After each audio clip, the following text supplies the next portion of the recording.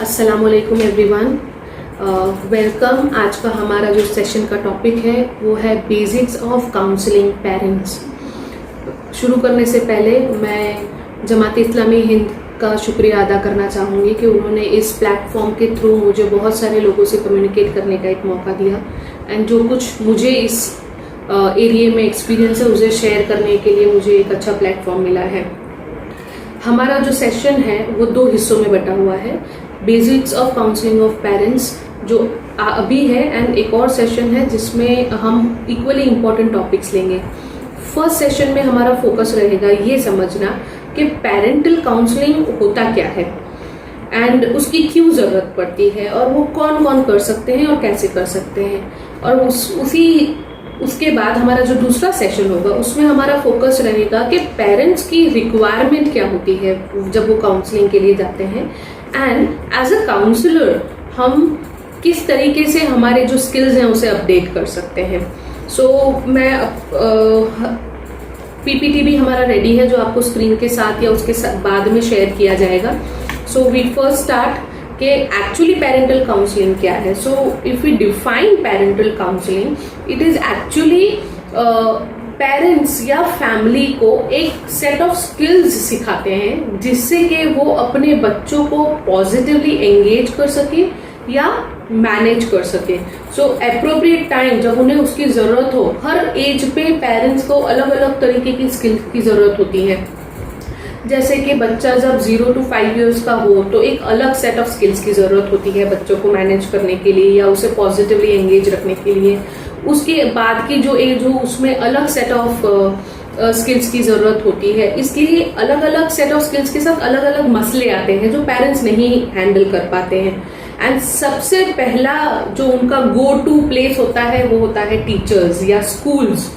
And इसी वजह से काउंसलिंग आजकल बहुत ही डिमांड में है फ्रॉम पेरेंट्स साइड। इसका एक दूसरा जो रीजन है वो ये है कि हमारा जो सोसाइटी का स्ट्रक्चर, फैमिली स्ट्रक्चर जो आजकल न्यूक्लियर हो गया है, वेरिन जहां हमारे पास बड़े बुजुर्ग नहीं है to guide them with their experience.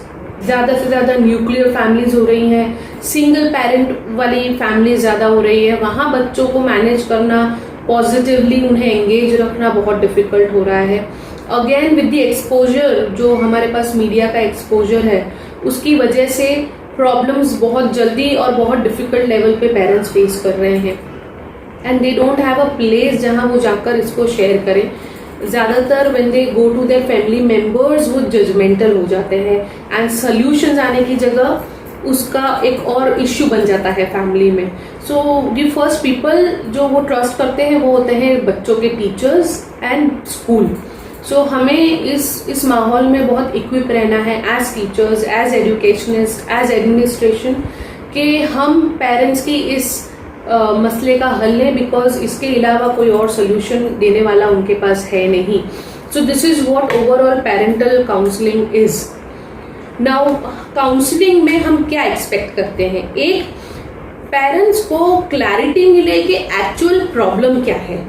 Problem कई बार क्या होता है कि प्रॉब्लम एक्चुअली में कुछ और होती है एंड उसका जो रिपरकशंस हम देख रहे होते हैं हम उसको प्रॉब्लम समझ लेते हैं। फॉर एग्जाम्पल, बच्चे का टैंट्रम स्कूल नहीं जाने का, वी थिंक कि बिकॉज वो जिद्दी है वो स्कूल नहीं जा रहा है, लेकिन उसका अंडरलाइन जो इश्यू होता है वो कुछ और ही होता है। जब पेरेंट काउंसलिंग के लिए आते हैं हमारे पास किसी प्रॉब्लम को लेकर के, वी नीड टू अंडरस्टैंड कि पहले हम स्टेट करें कि प्रॉब्लम एग्जैक्टली क्या है। दूसरा आता है आइडेंटिफाई ऑप्शंस करें जो उस सिचुएशन में हमारे साथ हो सकती हैं।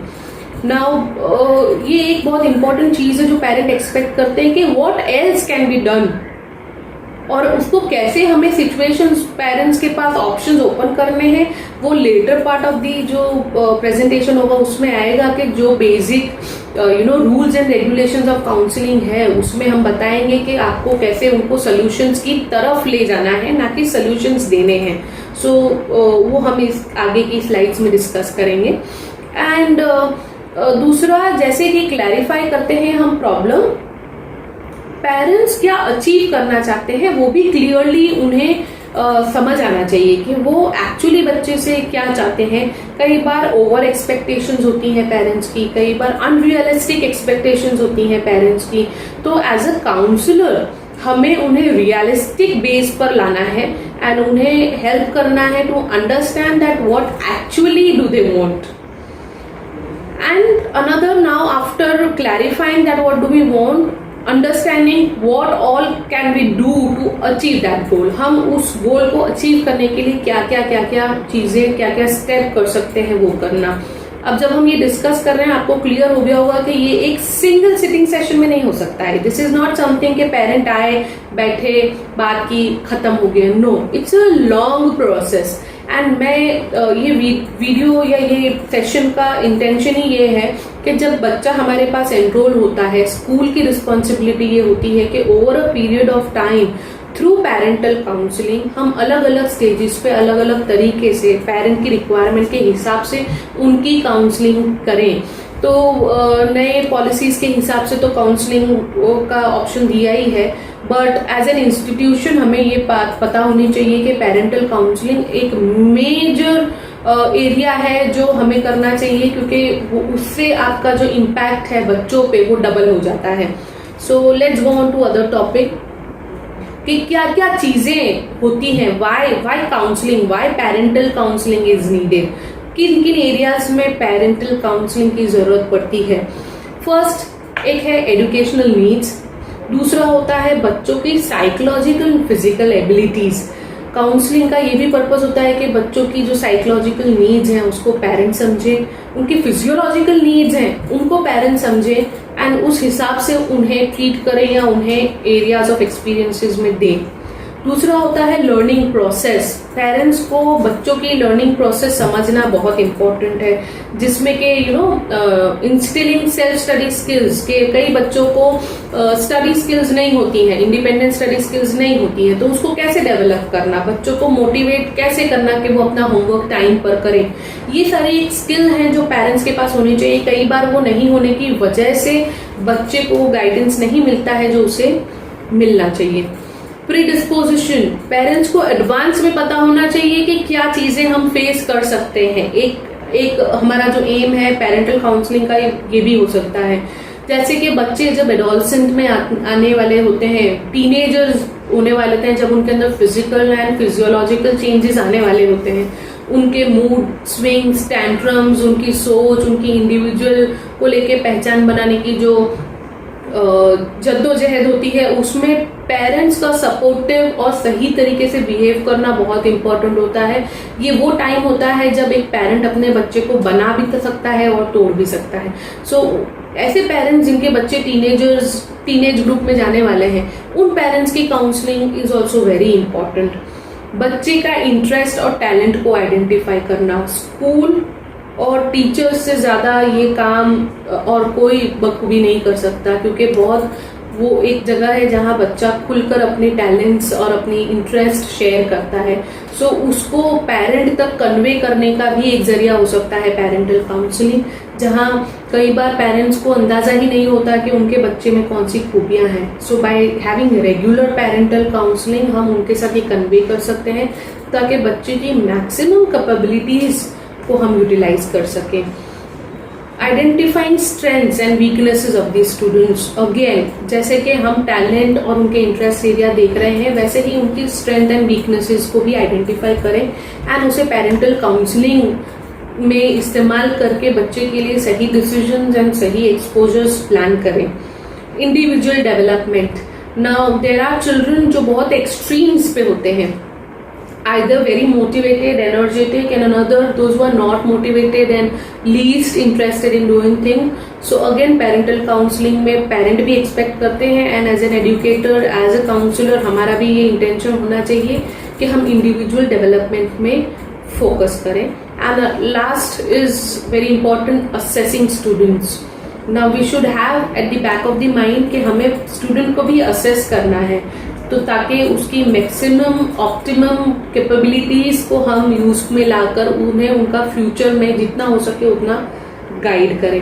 सो these are very wide and broad and major points जो पेरेंट्स या इंस्टीट्यूशंस अपने दिमाग में रखते हैं कि why counselling is required. Now बहुत सारे parents they are not aware कि this is something that we can use. जैसे कि मैंने पहले आपको बताया कि इनिशियली हमारे जो सोसाइटी का स्ट्रक्चर था, it was very close knit, everybody was there to help. Like एक बच्चे का जो डेवलपमेंट या परवरिश कह लो, वो सिर्फ माँ बाप की रिस्पॉन्सिबिलिटी ना होकर पूरे मोहल्ले की रिस्पॉन्सिबिलिटी होती थी। There were so many people to guide children in a right and wrong way and help. But now with current scenario, it's a sole responsibility of parents, in majority of the cases only mother, to see that the child is being guided in a right direction. And that is why counseling का इतना importance और इतनी ज़रूरत अब हमें लगने लगी है। So what are the benefits of counseling? अगर हम देखें कि क्या हो सकता है, वो फैमिली या पेरेंट को कैसे हेल्प कर सकते हैं। Once parental counseling is done, parent is able to think positive about the child and about the future and about their own parenting style. एक कॉन्फिडेंस आ जाता है पेरेंट्स में कि हम सही चीज कर रहे हैं, सही तरीके से कर रहे हैं और जितना करना चाहिए उतना कर रहे हैं। So this is one of the outcome of parental counseling. Another outcome is कि हम जब एक दूसरे के साथ चीजों को डिस्कस करते हैं, we rule out errors. हम बहुत सारी गलतियां, बहुत सारी चीजें जो हम कर रहे होते हैं उसको हम एडवांस में डिस्कस करके एलिमिनेट कर सकते हैं और बच सकते हैं उससे। बच्चा obviously is a direct impact होता है, बिकॉज पेरेंट एंड टीचर्स जिनके पास वो पूरी अपनी टाइम स्पेंड करता है, वो दोनों एक ही पेज पर हैं, वो दोनों एक ही चीज डिस्कस कर रहे हैं, वो दोनों एक ही तरीके से बच्चे को समझ रहे हैं और उसे हेल्प कर रहे हैं। So communication between institution, educational institution and parents अगर सेटअप हो जाता है, it becomes very easy, very happy place for the child to live in. दूसरा, वो पेरेंट और बच्चे के रिलेशनशिप को बहुत मजबूत बनाता है, because your now the gap, जो उसका ओरिजिनल सेल्फ जो आउट ऑफ द हाउस दिखता है स्कूल में, उसके बारे में parent is very well aware and parent consciously effort डाल रहे हैं to build up relationship. So directly impact होता है कि बच्चे और माँ बाप की जो रिलेशनशिप होती है वो मजबूत हो जाती है। सो ये these are some benefits of parental counselling, जो उसका आउटकम बहुत अच्छा होता है, स्पेशली एडोलसेंट एज में, जहां बच्चे की और माँ बाप के बीच में बहुत कम्युनिकेशन गैप आ जाता है because of the expectations that parent have, expectation from the child, what child expect, what parent expect, what as teachers, as educational institutions we expect, it doesn't match anywhere.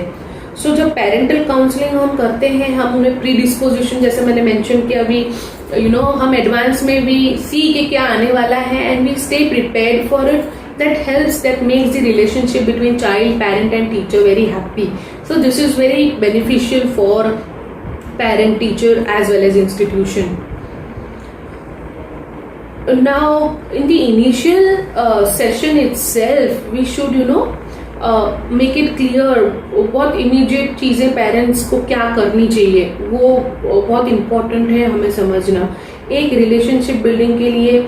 और हमें ये as a counsellor parents को convey करना है कि talking to your child is very important. ये in general whatever ages, बच्चा 5 साल का है या 15 साल का है, दीज आर सर्टन थिंग्स जो एज पेरेंट उनको करनी है एंड एज काउंसलर्स हमें उन्हें ये समझाना है कि this is very important aspect of parenting irrespective of what age group the child belongs to. एक रोज 10 मिनट बच्चे के साथ बात करना और समझना कि भाई बच्चा क्या कहना चाह रहा है विदाउट बीइंग जजमेंटल, कि बच्चे सही गलत, वो टाइम ऐसा होना चाहिए very you will just listen और बिना ये कहे कि वो सही है या गलत है। That is very important because बच्चा तो सही गलत की पहचान के साथ ही अल्लाह ताला ने पैदा किया है। So this is inbuilt quality हमारे अंदर कि हम सही और गलत समझें। It is just that we need to guide the child to understand कि हम क्या सही कर रहे हैं, क्या गलत कर रहे हैं। तो वो टाइम होना चाहिए जहां आप जजमेंट के बिना सिर्फ बच्चे को सुने और उसे खुद इस पे मोटिवेट करें कि वो सोचे सही है या गलत है। सो ये पेरेंट्स को समझाना बहुत सही है कि आप जजमेंटल ना हो, हमेशा सिखाना इज नॉट इम्पॉर्टेंट। दूसरा है अगेन स्टडी एंड फूड। ये दो चीजों पे पेरेंटल काउंसलिंग स्कूलों में होनी चाहिए। फूड हैबिट्स जो बच्चों की बहुत ही कई बार डिस्टर्ब होती है और हम एज स्कूल्स उस पर ध्यान नहीं देते हैं। जैसा खाना जाएगा वैसा ही दिमाग बच्चे का चलेगा, ये बहुत सीधी सी बात है। एंड अभी जो चेंजिंग सिनेरियो है जहाँ बहुत सारे पैक्ड फूड्स एंड प्रिजर्वेटिव्स वाले खाने अवेलेबल हैं, वहाँ ये बहुत डिफिकल्ट है एंड ज्यादा इम्पोर्टेंस स्कूल देती नहीं है कि फूड हैबिट्स बच्चों की अच्छी नहीं होनी चाहिए, which results into many other aspects.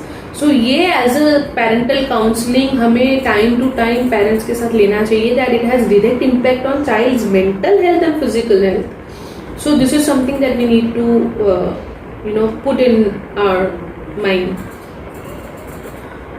Secondly, academics के साथ बच्चे का जब रिलेशन होता है कि भाई how is the child in academics, parents या तो रिजल्ट के वक्त उसके साथ बैठ के बात करते हैं या फिर कभी स्ट्रीम सिलेक्ट करनी हो तब करते हैं। Other than that parents do not have an interaction that what the child is studying, how the child is studying, उसके प्रेफरेंसेस क्या हैं एंड वो क्यों उस तरफ इंक्लाइंड है या नहीं है।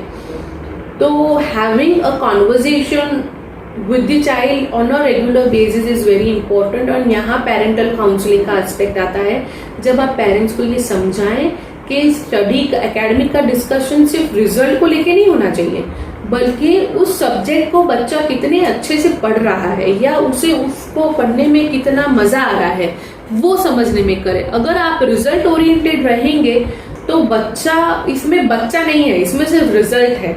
और जब आप बच्चे को इंटरेक्शन बच्चे के साथ करेंगे सब्जेक्ट्स को लेकर के, स्टडीज को लेकर के, उसकी चॉइसेस पूछेंगे, तो बच्चे को इम्पोर्टेंट फील होगा एंड बच्चे को ये लगेगा कि मेरे पेरेंट्स सिर्फ रिजल्ट की फिक्र नहीं। कई बच्चे बोलते हैं कि मम्मी पापा को सिर्फ रिजल्ट की पड़ी है, बाकी कुछ नहीं पड़ी है। So you should focus more on the process जो बच्चा उस एजुकेशन में जा रहा है, rather than just focusing on उसका रिजल्ट क्या है। So this is very important point जो हमको पेरेंटल काउंसलिंग में करवाना बहुत जरूरी है। नेक्स्ट पॉइंट इज के appreciate the child. You should appreciate your child. कितना भी छोटी चीज हो, अप्रिसिएशन में कंजूसी नहीं करने की। बहुत सारे पेरेंट्स का ये नोशन होता है कि भाई इतना क्या बच्चे को बोलने का, फिर बच्चा सर चढ़ जाता है। That is not right. It's an age varying parents बच्चे जो है वो अडल्ट अप्रूवल को क्रेव करते हैं। दे वॉन्ट के हम जो कर रहे हैं उसके लिए हमें एक स्टैम्प मिल जाए कि ओके दिस इज गुड और दिस इज नॉट गुड, या हाँ I have noticed a simple thing of एक दिन बच्चे ने बहुत एफर्ट से अच्छे हैंडराइटिंग में लिखा, आप उसको कर दोगे कि हाँ एक ही दिन किया ना, उसमें क्या बोलने का। उसकी जगह अगर if you make a point के यू एक्सप्रेस योर हैप्पीनेस कि आपने भले इतना किया लेकिन you tried, I am happy, मुझे अच्छा लगा, that will have a huge impact on his capacity और एबिलिटी टू राइट। वो उसको दूसरी बार कोशिश करेगा। सो यू नेवर नो कि कौन सा एक मोमेंट होगा जब बच्चे को वो चीज छू जाएगी एंड वो करेंगे। सो एज अ पेरेंट जब हम नर्चर करते हैं बच्चों को तो ये चीज हमको बहुत ध्यान रखनी है जो पेरेंट्स नहीं कर पाते हैं। This is what we need to bring in our parent counselling. हर एज पे अगेन ये अप्लाई होता है, हर लेवल पे, हर एज ग्रुप पे अलग अलग तरीके के अप्रिसिएशन की जरूरत होती है जो हमें पेरेंट्स को गाइड करना बहुत जरूरी है। क्योंकि जब बच्चा उनके साथ 24 घंटे रहता है, समवेयर पेरेंट्स भूल जाते हैं बच्चों को अप्रिशिएट करना। सो टाइम टू टाइम हमें how to appreciate a child, बच्चे से कैसे बात करें पॉजिटिवली, वो उस पे भी हम पेरेंटल काउंसलिंग कर सकते हैं कि इंस्टेड ऑफ बीइंग जजमेंटल के ब्लैक एंड व्हाइट हाँ या ना के बीच की भी चीजें पेरेंट्स कर सकते हैं, इनको हम ले सकते हैं पेरेंटल काउंसलिंग में। दूसरा है एक्स्ट्रा करिकुलर एक्टिविटीज, पेरेंट्स को मोटिवेट करना है हमें पेरेंटल काउंसलिंग में, that parents should motivate children for extra curricular activities, because it is very important कि वो उसका ओवरऑल डेवलपमेंट हो। एंड जब बच्चा प्लेग्राउंड पे अच्छा करेगा, उसका वो कॉन्फिडेंस ऑटोमेटिकली एकेडमिक्स में रिफ्लेक्ट होगा। सो जब तक बच्चे को वो अपॉर्चुनिटीज नहीं मिलेगी जहाँ पर बच्चा अपनी दूसरी स्किल्स दिखाए, तब तक आप उसे बैलेंस्ड एक्सपीरियंसेस नहीं दे रहे हैं। सो पेरेंटल काउंसलिंग में ये भी बहुत इंपॉर्टेंट एस्पेक्ट है जो as an institution, as school, as counsellor हमें इंक्लूड करनी चाहिए कि पेरेंट्स को हम ऑप्शंस बताएं, हम उन्हें बताएं कि हम क्या क्या चीज़ें बच्चों के साथ कर सकते हैं, वो क्या क्या चीज़ें बच्चों को प्रोवाइड कर सकते हैं, ताकि बच्चों के पास ओवरऑल डेवलपमेंट के फुल चांसेस रहें।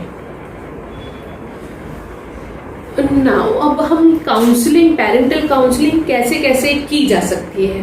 तो बहुत प्रोफेशनल लेवल पे अगर हम देखें या अडोलसेंट एज पे जाकर के देखें तो बहुत सारी असेसमेंट्स और डायग्नोस्टिक एग्जाम्स अवेलेबल होती हैं, वेरिंग यू नो ये सीवियर केसेस के लिए होती है, वेरिंग यू नो बच्चा बहुत ज़्यादा वीक है स्टडीज़ में या बहुत अच्छा है या इंटरेस्ट लेवल बहुत लो है। सो ये सारे एग्जाम्स, असेसमेंट्स वगैरह अवेलेबल होती हैं जो आप प्रोफेशनल साइकोलॉजिस्ट वगैरह होते हैं उनसे गाइडेंस लेकर के पेरेंटल काउंसलिंग में एज अ थर्ड पार्टी उनको इंक्लूड करके कर सकते हैं कि भाई after an assessing for example learning disabilities जो होती हैं बच्चों में, जिसकी वजह से कोई स्पेसिफिक सब्जेक्ट वो नहीं कर पाते हैं, डिसलेक्सिक हो तो वो रीडिंग में इश्यूज आएंगे, डिस्ग्राफिया, डिस्कैल्कुलिया हो, मैथमेटिक्स में इश्यूज आएंगे। ये अंडरलाइन कंडीशंस होती हैं जो हम निग्लेक्ट करते हैं और हम ब्रॉडली सिर्फ बोल देते हैं कि इसको मैथ्स नहीं आता, इसको इंग्लिश नहीं आता। सो एज अ काउंसलर हमको पेरेंटल काउंसलिंग में ये चीजें हाईलाइट करनी है कि वी नीड टू अंडरस्टैंड कि अंडरलाइन कॉज क्या है, क्योंकि कोई भी रिएक्शन बच्चे का बिना किसी वजह से नहीं होता है। सो पेरेंट्स को भी उस सेम पेज पर लाना कि वी नीड टू अंडरस्टैंड ताकि हम बच्चे को मदद कर सके इज वेरी इंपॉर्टेंट। दूसरा, as a counsellor we need to provide them physiological, educational and psychological support, all the three aspects, ताकि वो अपने बच्चों की नीड आइडेंटिफाई कर सकें, किस लेवल पे उस बच्चे को जरूरत है। हर इंडिविजुअल स्टूडेंट की रिक्वायरमेंट, हर इंडिविजुअल स्टूडेंट का necessity at a given point of time अलग अलग होता है। सो आइडेंटिफाइंग कि इस बच्चे को एजुकेशनल सपोर्ट की जरूरत है, इस बच्चे को साइकोलॉजिकल सपोर्ट है, इस बच्चे को फिजियोलॉजिकल सपोर्ट की जरूरत है, we need to identify that through communication with the parents and then come to a point wherein we again, जैसे first initially मैंने बताया, state the problem, what is the problem, what do we want to achieve and हम क्या क्या कर सकते हैं उसको करने के लिए। that is the simplest way of attending parental counseling for a specific issue। Parental counselling में और हम एक चीज कर सकते हैं कि हम प्रिवेंटिव एंड इंफॉर्मेटिव एक्टिविटीज भी कर सकते हैं पेरेंट्स के साथ। जैसे हमने कहा प्रीडिस्पोजिशन अर्लियर डिस्कशन में कि आपको पता है कि these are set of studies, for example aptitude test. We know that after class 8 बच्चों को अपने एप्टीट्यूड को पहचानने के लिए सपोर्ट की, मदद की जरूरत होगी, तो हम एडवांस में एप्टीट्यूड टेस्ट प्लान करके पेरेंटल काउंसलिंग करें। So you can do it in advance as a preventive measure के 10th के बाद बच्चे नहीं इधर उधर you know they wait for the result और फिर सोचते हैं हमको क्या करना है क्या नहीं करना है। सो career counselling for that matter, career counselling बच्चे से ज्यादा मेरे ख्याल से पेरेंट्स को सबसे ज्यादा जरूरत होती है to understand that what all things are available, क्योंकि बच्चे कई बार उनको अपना जो पक्ष होता है वो नहीं समझा पाते हैं। So as an institution, as counsellor you know we need to have it as a preventive sessions कि भाई ये चीज हो जाए, as you know information giving session counselling where in parent also.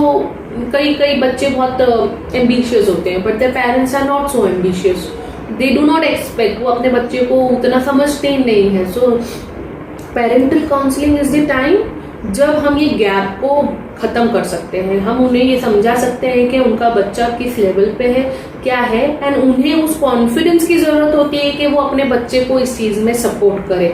And then again after bringing in that confidence उनको रास्ते बताना कि ये सारी चीजें कैसे हो सकती है। वेरी सिंपल एग्जांपल, एक बच्चा बहुत मिडिल क्लास फैमिली से है, बहुत अच्छा है, want to become an doctor और इंजीनियर, अगेन पेरेंट्स की एक्सपेक्टेशन नहीं है, पेरेंट्स को ऐसा लगता ही नहीं है कि वो बच्चा उतना केपेबल है, बहुत सारे केसेस में ऐसा होता है, और अगर केपेबल है भी तो financially we are not that sound कि हम उसको वो करवा दें। तो हियर एज अ काउंसलर आपका रोल ये रहता है कि आप पहले तो पेरेंट्स के अंदर वो कॉन्फिडेंस जगाएं कि आपका बच्चा अगर वो अटेम्प्ट करना चाह रहा है, यू शुड नॉट एडवांस में उसे डिमोटिवेट न करते हुए उसे चांस दे, उसे वो चीज अटेम्प्ट करने का मोटिवेशन दे विदाउट एनी कंडीशंस के साथ नहीं कि भाई तू करेगा तो ही, ओके। अनकंडीशनल सपोर्ट बच्चों को देना चाहिए, इसका इम्पोर्टेंस हमें पेरेंटल काउंसलिंग में पेरेंट्स के साथ लेना है। वो हो जाने के बाद if the child doesn't achieve how a parent needs to react, कि वो और ज्यादा डिमोटिवेट कर दे, उसके बदले okay this was a chance, हम ये नहीं तो बैकअप प्लान उनको बता दें कि ये नहीं होगा तो बैकअप प्लान क्या होगा। अगर बच्चा अचीव कर लेता है अल्हम्दुलिल्लाह, तो पेरेंट्स के आगे क्या प्लान्स है, कौन सी स्कॉलरशिप्स हैं, कौन से लोन्स हैं जो ले सकता है बच्चा, और हम कैसे उनको मदद कर सकते हैं, this all comes under parental counselling. So again information distribution activities and preventive parental counseling is very important that we need to see. Assisting parents and teachers in identifying needs and supporting their development. Now at times teachers also are not able to understand the child's all these aspects. So again here as a counselor when we work, we have to bring in educators also, like if we are here as a third party. As a counselor, our job is to bring the teachers also onto the same page as parents. So हमारा work area बढ़ जाता है। Now here जैसे कि हम parents को deal कर रहे हैं, in similar way we have to include educators. And if we are working as counselors in these schools, half of our work is done wherein we sit with the teachers and discuss that this is how we are going ahead with it. So these are very broad things of how we can put in parental counseling in different areas. Again your behaviour aspects बहुत difficult होता है very children are indiscipline. उधर behaviour counselling जो parents के साथ होती है वो एक बहुत प्लान तरीके से होनी चाहिए, वो हम आगे के स्टेप्स में देखेंगे कि how you have to be very professional in while counselling parents and put your foot down and do के भाई ये करना है मीन्स करना है। So this is what it is that how it can be done. Now there are 5 stages of parental counselling जो आपको slides में भी दिख रहे होंगे। फर्स्ट स्टेप होता है relationship building. Now when I say relationship building here as a counsellor, what I mean is that you should have the trust built between you and the person that has come for counseling, the parent probably, कि उनको ये भरोसा होना चाहिए that the person sitting in front उसको मेरे बच्चे की बारे में फिक्र है। सो रिलेशनशिप बिल्डिंग, एक तो ट्रस्ट, दूसरा they should have that confidence कि जो डिस्कशन आप लोगों के बीच में होगा वो किसी थर्ड पार्टी को नहीं पता होगा। आमतौर पे स्कूलों में ऐसा होता है कि जिन पेरेंट्स को या जिन बच्चों को प्रॉब्लम होती है और वो अगर काउंसलिंग के लिए आते हैं, आधी स्कूल को पता चल जाता है कि ये पेरेंट आए थे काउंसलिंग के लिए और ये चीजें डिस्कस करके गए हैं और ये बोला है, which breaks down the confidence of parents और उनको नेक्स्ट टाइम आने के लिए अवॉइड भी करते हैं वो, बिकॉज दे डोंट वांट, कोई भी नहीं चाहेगा कि वो लोगों की बातों का टॉपिक बने। So maintaining that privacy is very important in relationship building, which is the very first step. आपको पेरेंट्स को अश्योर करना पड़ेगा कि हम ये जो कर रहे हैं ये हमारे बीच की बात है, no other person is aware of it and we are not disclosing the identity. So this is very important aspect of relationship building.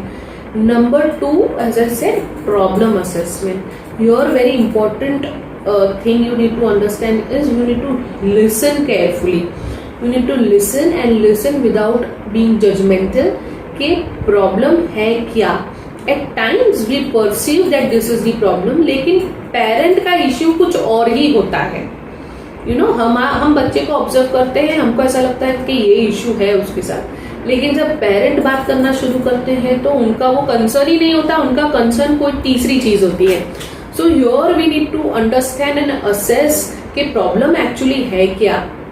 वो एक्चुअली है भी कि नहीं है, and then go on to the next step of setting a goal कि भाई हमको क्या चाहिए.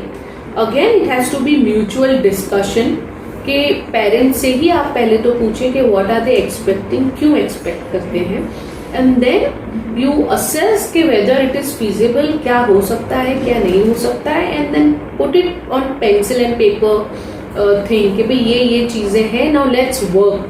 Now when we say let's work, counselling intervention comes in. जैसे इनिशियली मैंने कहा कि ये कोई ऐसी चीज नहीं है कि एक बार की 1 घंटे में बात की एंड योर पॉपअप सोल्यूशन हो जाएगा. No, it's a planned thing.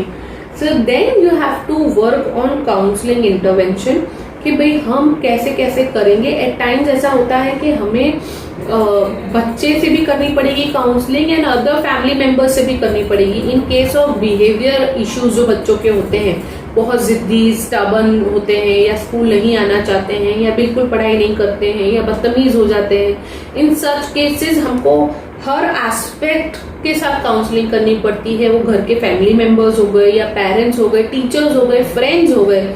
So now in such cases आपको प्लान करना पड़ेगा काउंसलिंग सेशन, और अलग अलग लोगों के साथ और क्या है वो करना पड़ेगा. In case of career counselling अगर हम बच्चे पेरेंट के साथ कर रहे हैं कि भाई बच्चे को कौन से करियर करवाने क्या नहीं, तो उसमें आपको बाहर से जो एक्सपर्ट्स हैं उनके साथ काउंसलिंग सेशंस अटेंड करवाने पड़ेंगे. So you have to step 4 is counselling intervention. क्या होगा वो आप प्लान करें. And step 5 is evaluation. Now counselling intervention when I say you have to implement those. Then last step is you evaluate कि whether the intervention जो हमने दिया था इट वॉज हेल्पफुल, कितना अचीव किया है हमने सेट गोल, और अगर अचीव किया है तो ठीक है, नहीं किया है तो क्यों नहीं कर पाए, and do we need to follow up. उस इवेल्युएशन के बाद आपको टर्मिनेशन ऑफ इंटरवेंशन करना है कि भाई ओके ना this is achieved and we need to terminate with these things कि ये चीजें कंटिन्यूटी में होगी तो वी विल हैव ये अचीव्ड रिजल्ट है जो वो रहेगा. सो वो भी पेरेंट्स को बहुत क्लियरली टर्मिनेशन वाले सेशन में बताना पड़ता है कि भाई टू हैव दिस हमको ये चीजों को कांस्टेंट रखना पड़ेगा और ये चीजें ध्यान में रखनी पड़ेगी, and then your problem is solve. So this is on a broader scale. ये 5 स्टेजेस है. First relationship building, number 2 problem assessment, number 3 is setting goal, number 4 is the intervention plan, and number 5 is evaluation of the plan and termination of the counseling intervention. So this is 5 stages of parental counseling that we do. Now very important कि after doing this what are the benefits that parents get, जो हमने earlier slides में भी की थी, and here also I would like to now summarize that it helps them to be closer. अपने बच्चे से ज़्यादा अच्छे रिलेशनशिप बन जाते हैं. वो अपने बच्चों के बिहेवियर को बहुत हद तक करेक्ट रख सकते हैं. उनको पता होता है कि अब हमें क्या करना है और क्या नहीं करना है, which is very important as a parent. कई बार हम इतने रिस्पॉन्सिबिलिटीज और जजमेंटल और सेल्फ अपने आप के ऊपर सख्त हो जाते हैं कि हमें समझ ही नहीं आता है कि हमें क्या करना चाहिए क्या नहीं करना चाहिए. सो हमें अपना खुद का बिहेवियर लाइक एज पेरेंट भी हमारा बिहेवियर करेक्ट करने की अपॉर्चुनिटी मिलती है by going to for a parental counselling, वो कहीं भी हो रही हो. So these are some of the broader aspects of parental counselling जो हमें रखनी है. हमारा नेक्स्ट सेशन इंशाल्लाह हम शुरू करेंगे. उसमें we are going to understand के पेरेंटल काउंसलिंग में पेरेंट्स की रिक्वायरमेंट क्या होती है, एंड एज अ काउंसलर कौन कौन सी चीजें, कौन कौन सी स्किल्स, कौन कौन सी क्वालिटीज हमारे अंदर होनी चाहिए ताकि हम पेरेंटल काउंसलिंग को बहुत ही इफेक्टिव तरीके से कर पाए. जज़ाकल्लाह.